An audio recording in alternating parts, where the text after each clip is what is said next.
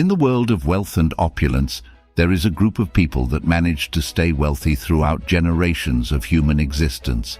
These are the old money families. They have created a balance between maintaining substantial fortunes and ensuring that their future generations inherit a steadfast financial foundation. But how do they do it? How do they manage to stay rich for years on end while the rest of the world has to succumb to the unstable nature of the economy?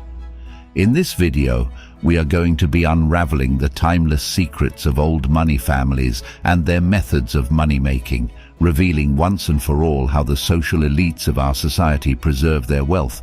And be sure to watch till the end, because some of these subjects will surprise you. 1. A strong start.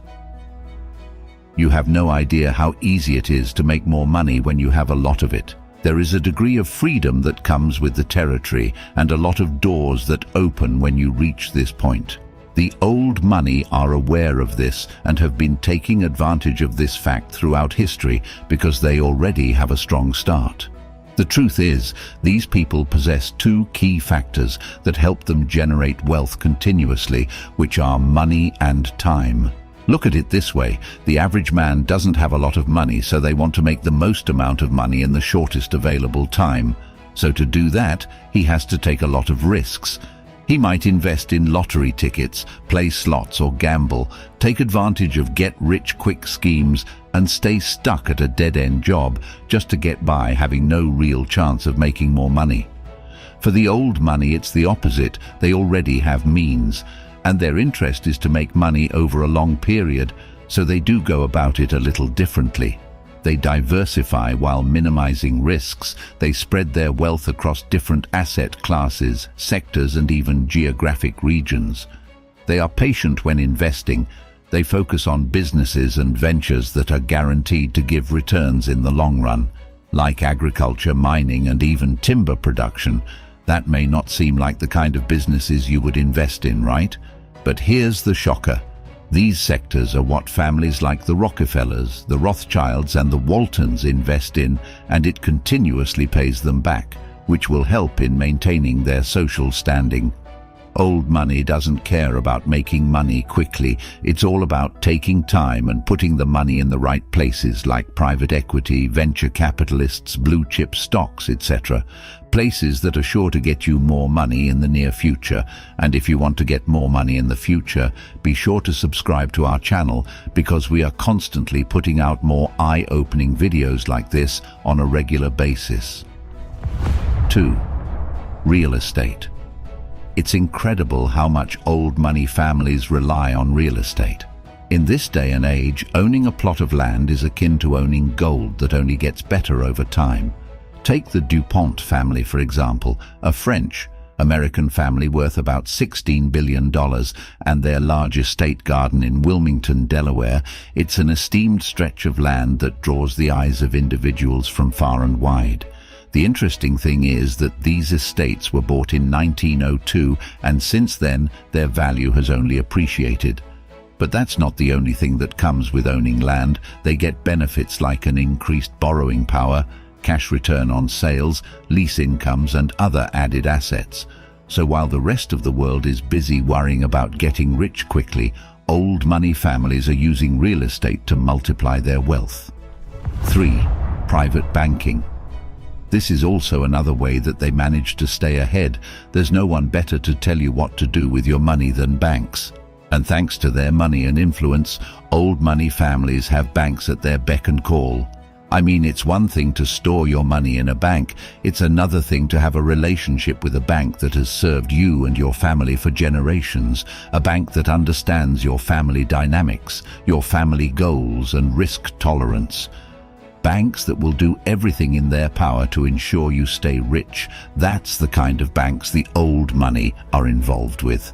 They have private banks that help them manage their funds as time progresses. This is because private banks give them access to exclusive services and expertise that is tailored to their specific needs, whether it's for investment opportunities, capital market insights, and access to specialized financial products, and so much more, giving them loads and loads of benefits.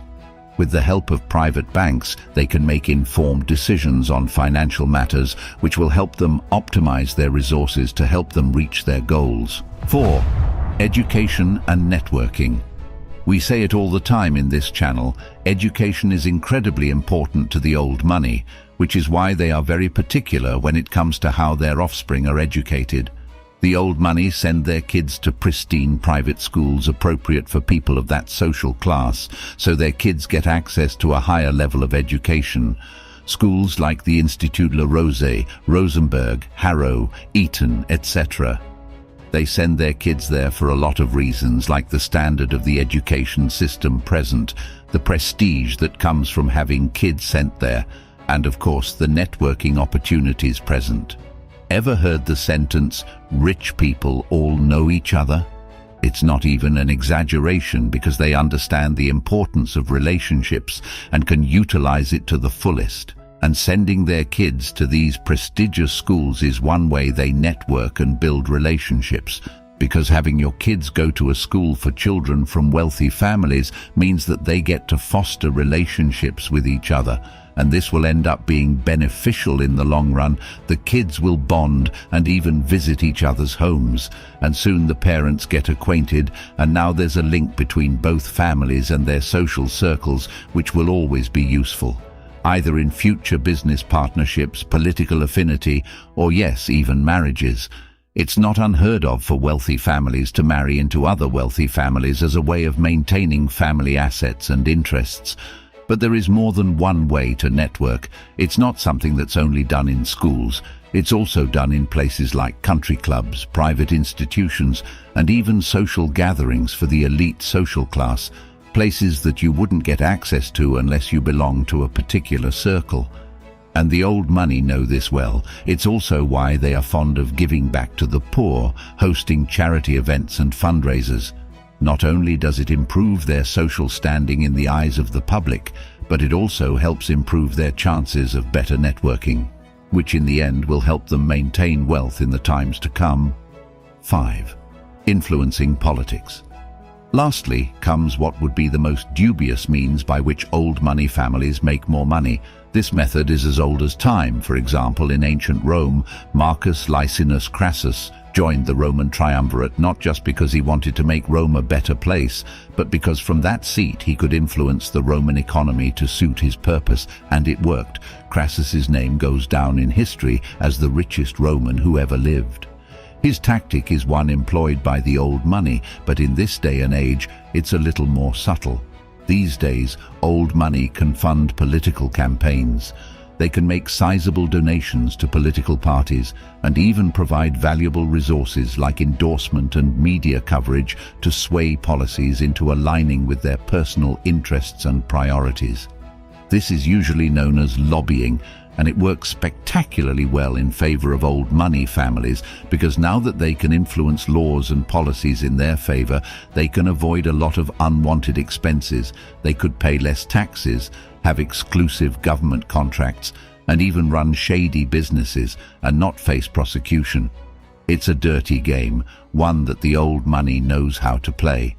It's also not unheard of for the members of old money families to be directly involved in politics. For example, the Bush family, a prominent old money elite in Texas, has produced 2 presidents. How do you think that development affected the family and people in their social circle?